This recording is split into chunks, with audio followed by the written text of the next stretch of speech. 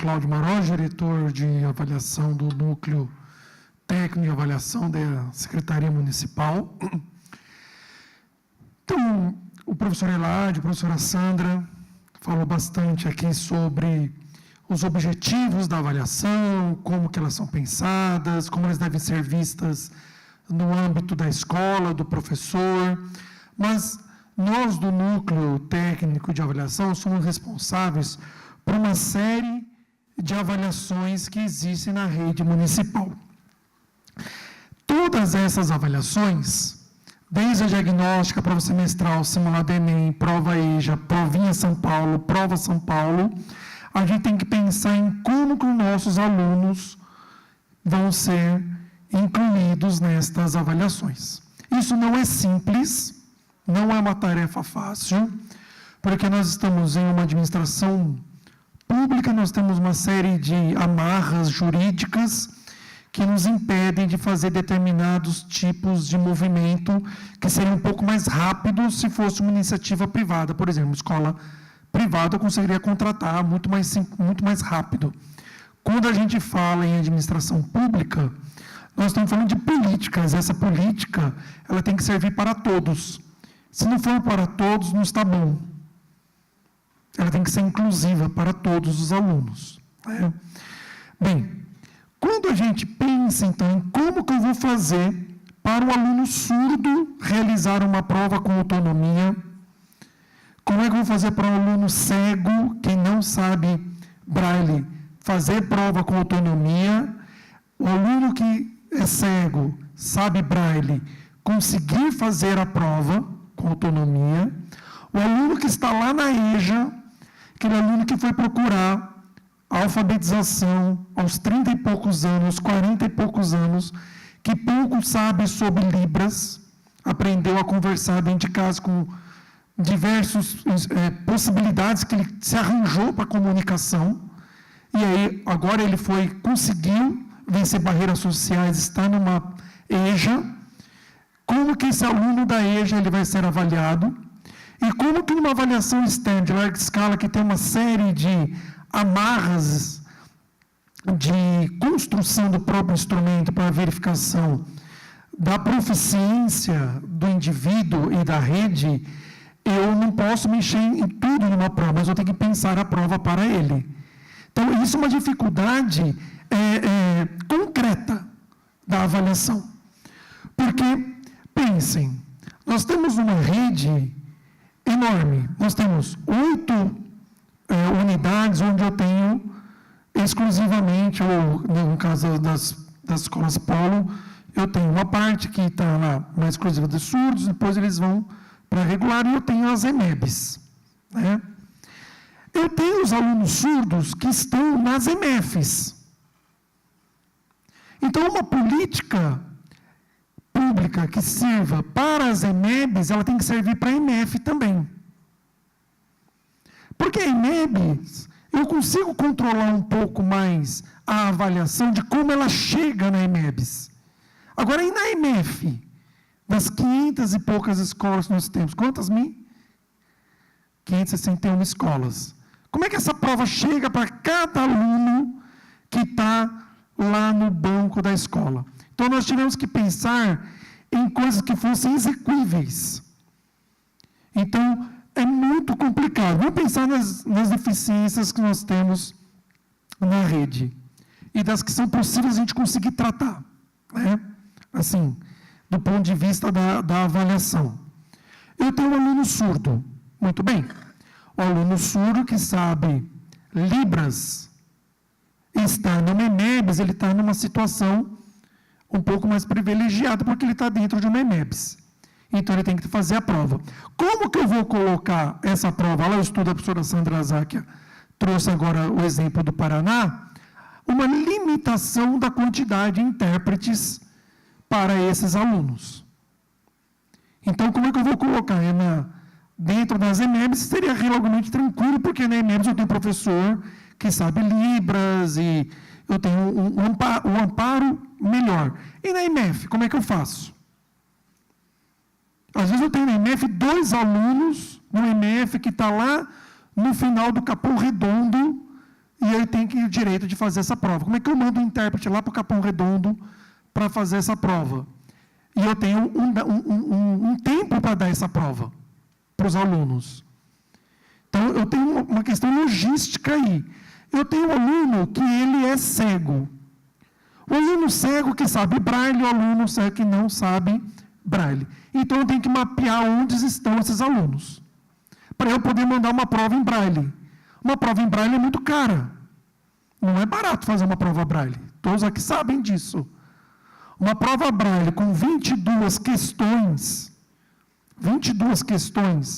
de língua portuguesa, ela gira em torno de R$ 1.300 a R$ 1.800 cada prova. Cada prova para ser feita. Então, é um recurso que eu tenho que mapear onde está esse aluno para eu mandar um instrumento adequado para ele. Senão eu posso mandar uma prova, eu vejo no sistema que ele é cego, mas ele não sabe braille, porque o sistema não fala. Só fala que ele é cego, não fala se ele sabe braille ou se não sabe braille. Então, tem que ligar na escola perguntando, olha, o aluno tal sabe braille? Sabe, então eu vou mandar uma prova para ele. Então, eu consigo resolver isso.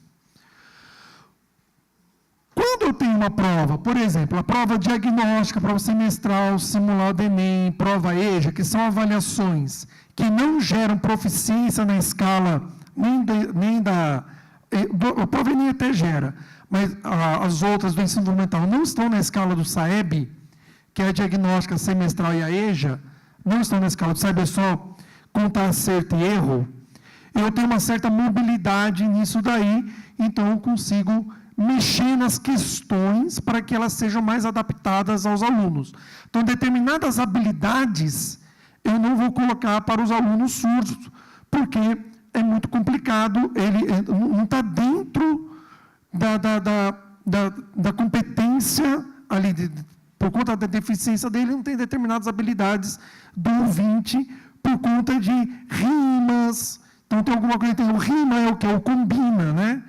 Então, combina com alguma coisa, está próximo da rima. Aí eu tenho que pensar no item, mas às vezes o item foi pensado na sonoridade e não certamente no combina. Então, eu tenho que pensar nesse item, nessas provas, tudo bem. E na prova São Paulo, que ela é uma prova mais engessada? É uma prova que ela regula a proficiência do aluno. Eu não posso ter uma pessoa lá na frente fazendo a interpretação da prova. Eu não posso ter ali, às vezes o aluno, ele é cego e ele não sabe braille, eu tenho que colocar um ledor. Aí eu tenho que tirar esse aluno, colocar ele numa outra sala, com outros alunos, só que ele é do terceiro, ou tem outro do quinto, tem outro do sétimo, outro do nono, a fala de um atrapalha a prova do outro. Então tem que ter diversos espaços na escola, colocar cada um num espaço, e o professor lê a prova para cada um em cada espaço. Então, quantos ledores eu preciso para fazer essa prova? Então, essas questões de logística, elas tiveram que ser equalizadas. Não é simples nós fazermos isso. Então, isso é uma trajetória. A professora Sandra trouxe o estudo 2011, e nós nos deparamos novamente em como, da última prova São Paulo, que foi em 2012, para o início da nova prova São Paulo, em 2017, teve poucos avanços em termos de avaliação externa e como que a gente consegue fazer essas avaliações adequadamente para esses alunos. Então, aqui eu trouxe um breve histórico, mas como é que a gente consegue pensar? Primeiro desafio nosso, da Silvana, lá que a gente pensa, tem vários professores aqui de escola Polo que ajudaram a gente, o professor Neivaldo ajudou bastante, o pessoal do Ellen Keller. Como é que a gente pensa isso daí? Primeira coisa, eu tenho que olhar os itens. Como é que eu faço o item para aluno surdo? É o mesmo item do aluno ouvinte para o aluno surdo? Alguns sim, alguns servem. Outros não servem. Eu tenho que adaptar o item. Quando a prova não gera proficiência na escala SAEB ou na escala Enem, eu posso mexer no item e adaptar ele. Então, eu pego uma prova de língua portuguesa, falo, bem, essa prova aqui de 20 itens construídos, 18 não servem. Eu tenho que construir outra prova para esses alunos. Porque a língua portuguesa é segunda língua. Então, eu preciso saber o que ele sabe de língua portuguesa. Matemática, eu tenho que pensar se o jeito que está escrito, o aluno surdo consegue entender como está escrito ali e como é que ele vai ser traduzido. Tem outro problema da tradução. Nessas provas eu consigo, mas na prova São Paulo eu não consigo, ela é engessada. Para esse ano, nós conseguimos colocar no edital da prova São Paulo que a empresa vai ter que construir itens pensados para o público surdo e pré-testados com alunos surdos. Não é pré-testar com o aluno ouvinte e jogar para o surdo. É pensar no aluno surdo desde a criação da prova. Como é que ele entende? Porque o surdo entende como é que ele aprendeu ao longo da sua escolarização, ele vai saber fazer itens adaptados para ele. Tá? Como é que a gente pensa também o problema da redação? Nós temos um problema que é a redação. Os corretores de redação que nós temos por aí, os competentes professores de redação que nós temos, pouco tratam sobre como que o aluno surdo escreve. Quando você está no âmbito da escola, o professor entende como é que é o processo de escrita do aluno surdo em língua portuguesa. E quando você manda uma prova externa, que o professor está do outro lado do computador, e ele recebe uma prova de um aluno surdo, e ele vai querer corrigir com os mesmos critérios do aluno ouvinte. Não vai dar certo. Não vai funcionar. Então, a gente teve que desenvolver um método de leitura e treinamento do professor que vai fazer essa correção dos alunos surdos. Isso não foi simples e não está sendo simples. Porque as empresas de avaliação externa que fazem a correção de larga escala das redações não estão preparadas para corrigir provas de aluno surdo. Não estão. Por quê? Os sistemas de ensino, quando tem uma avaliação de aluno surdo e faz a redação, a nota ela não é dada individual, é dada do coletivo. Os alunos da rede são assim. Os alunos do 5º ano estão desta forma. Pode mudar, tá, Ricardo? O Ricardo vai fazer uma magiquinha aqui, eu tenho que mostrar para vocês algumas coisas que não estão naquele computador. Então, só que a prova São Paulo, ela entrega o aluno Francisco da escola tal, está nesse domínio da escrita. É dessa forma que a gente entrega. Nome do aluno. Porque a avaliação, ela não é para classificar. A avaliação vai servir para quê? Para o professor ver como que esse aluno ele está no processo de aprendizagem, processo de escrita, em que momento que ele está. E ele tem que estar corrigida dentro dos critérios de aluno surdo. Então, ela não é comparar. Nós não comparamos resultados, não existe ranking na Secretaria da Educação, e não existe uma cobrança falando assim, olha, os seus alunos não aprenderam isso, eles têm que aprender, não existe isso. O que existe é a entrega do resultado de um instrumento para a escola estudar esse instrumento e decidir quais usos ela vai fazer desse instrumento. Então, essa é a nossa filosofia. Olha, a Mineia falando que eu tenho 5 minutos, tragédia. Fala para mim que eu tenho 5 minutos. Então, isso é um problema para nós, tá? Mas nós estamos conseguindo solucionar. Uma outra coisa, Ricardo, pega aqui atrás, tem a prova em algum lugar aí, tem uma prova aí em cima. Uma outra coisa são os alunos com baixa visão. Os alunos com baixa visão, nós tínhamos um modelo de prova que era uma prova em A3. Essa é uma prova real, que a gente imprime e manda para as escolas. Então, uma prova que o aluno está lá na sala de aula, todo mundo recebe uma provinha pequena e ele recebe uma prova desse tamanho, em fonte 22. Né?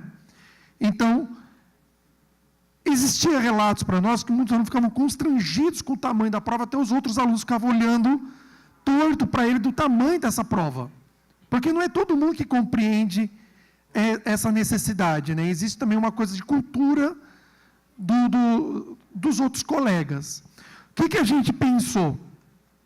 Nós fizemos a prova do mesmo tamanho da fonte, só que, em vez de ter duas questões, a gente coloca na mesma fonte, fonte 22 ou fonte 24, e fizemos a prova para os alunos da mesma maneira. Então, ele recebe um instrumento igual ao dos outros. A diferença é que tem mais folhas. Só que fazer um instrumento assim não é simples. Não é porque ampliar a fonte é tranquilo. Só que o item tem determinadas características que eu não posso começar ele aqui, o aluno tem que virar a folha para terminar o item. Ele não pode ser feito dessa maneira. Ele tem que ler. Se não coube em uma folha, tem que ler aqui e já na sequência. Ele não pode ficar fazendo esse movimento aqui, ó. Isso atrapalha o aluno. Então, ele tem que ler desta forma a prova. Então, na hora de montar a prova, tem que pensar nisso. Então, e enviar para cada aluno isso aqui. A gente tem que mapear onde está cada aluno das EMEFs, das EMEBs, porque a gente tem prova ampliada para surdo e prova ampliada para ouvinte. Porque tem surdo que precisa de prova ampliada também. Bem, deixa eu mostrar para vocês, bem rapidamente, eu sei que a Minéia deve estar ali me matando. Mata não, Minéia, por favor. Cadê o... tá bom, tem problema. O que nós fizemos na prova São Paulo deste ano? Eu precisava ter uma prova que chegasse para todos os alunos de acordo com a sua... Pode deixar, colega. Ei, cadê? Sumiu. Ah, tá. Eu mostrando aqui, achando que estava ali. A gente precisava fazer com que a prova em Libras chegasse para todos os alunos das EMEFs. Na EMEBs, nós fazíamos uma magiquinha. Pega o CD, Ricardo. A gente fazia o quê? A gente gravava o CD com a prova em Libras e mandava para as EMEBs, para colocar no computador e compartilhar com os alunos com a prova em Libras. Então, ele tinha a prova escrita e a prova Libras. Então, ele tinha que fazer isso aqui, ó.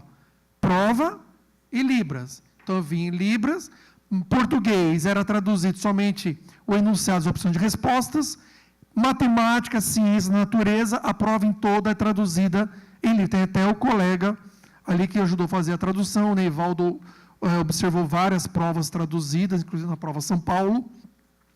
Então, a gente tinha que fazer esse movimento.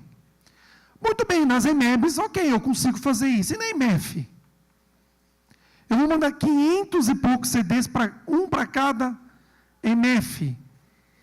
Como é que eu consigo isso aí? A operacionalização é complexa, porque não é um CD. São 8 CDs para cada escola. Que a escola tem que pegar, pôr o CD, tira o CD, põe o CD, tira o CD. O que a gente conseguiu resolver? Na prova São Paulo, a gente fez online. Então, o que a gente fez? A gente sobe, então a gente tem o item e tem o vídeo. Estão tentando colocar ali. Tem o item e tem o vídeo. A gravação do vídeo, ela tem que ser pensada... Olha lá, apareceu. Põe lá, Ricardo. Ah, saiu, né? Fechou. Tudo bem. Então, o vídeo ele tem que ser pensado para que o aluno tenha autonomia. Então, o aluno surdo, ele pode assistir o vídeo, vai, volta, vê de novo, não entendeu? Vê de novo, e ele tem a prova física. Mas ele não tem que fazer mais esse movimento aqui, ó. Olhar aqui, ele vê tudo na tela. Então, o vídeo e o item, as questões, eles estão na tela, direto. Aí eu consigo chegar a todos os alunos. Mas é o professor que tem que colocar o vídeo para ele? É o professor que tem que mexer lá? Não, olha lá. Então, aqui eu tenho o vídeo e eu tenho o enunciado ali. Aqui não vai rodar porque é uma prova sigilosa, ela só roda na rede da secretaria, tá? Então, e ali tem a tradução em Libras da prova. O aluno, ele tem autonomia. Ele vai na sala de informática, ele coloca o EOL dele, ele coloca a senha dele e a prova aparece para ele. Ninguém tem que ir lá fazer isso para ele. Para Libras, ok. E para o aluno cego que não sabe braille? Que está dentro de uma MF?